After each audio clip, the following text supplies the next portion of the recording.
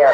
What if I lose my job? Even in a state with low unemployment like Iowa, people are losing their employment. Careers are sidetracked. Well, tonight, TV Nine's Chris Earl talks to some people who have switched tracks with success.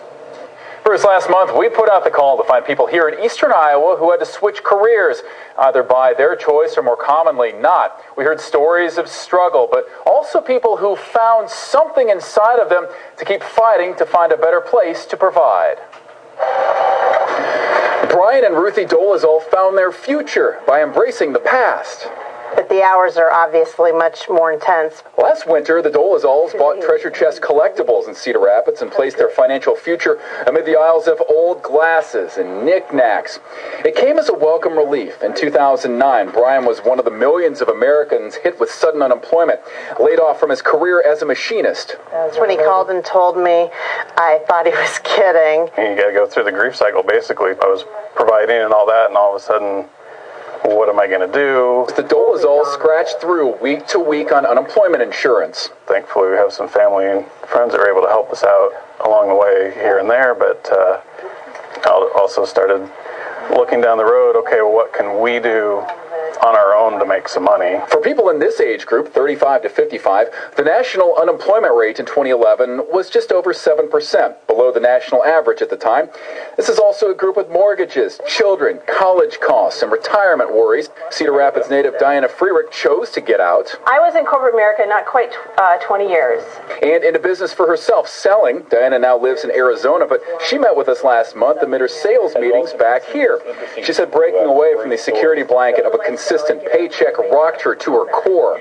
It was one of the most difficult decisions. It took me about 6 months to make that decision because you're right, you think about the benefits, and they're so expensive when you go out on your own and when you're self-employed.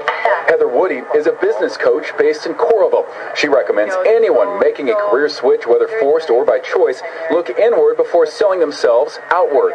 So I always ask people to take a closer look at what do they believe about themselves to be true. I always ask people immediately to start a notebook that contains all of that information right away.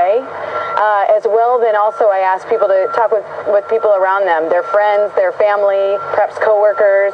You start to see where your strengths are. You know, look back and see what do people really, compliment you on the most in the workplace. What do you excel at? What interests you the most? Back amid the collectibles, the Dolezals are getting by, one collectible glass at a time. In her first contact with us, Ruthie called Brian an amazing husband for what he's endured and what he's battled through to provide for their 4 children. It's not about the store or about the money. It's kids. We realize that we're still us and that we'll be okay. Perhaps you're in this position, out of work, desperate for the next job, or maybe a situation that just is not ideal or one that's not for the long term. We have posted our full interview with Heather Woody, and you can hear from this business coach on what to maximize, what to focus on, and more specific steps on how to find that edge for whatever the next step will be. That's in this story. It's on KCRG.com in our top 9. Bruce, Beth?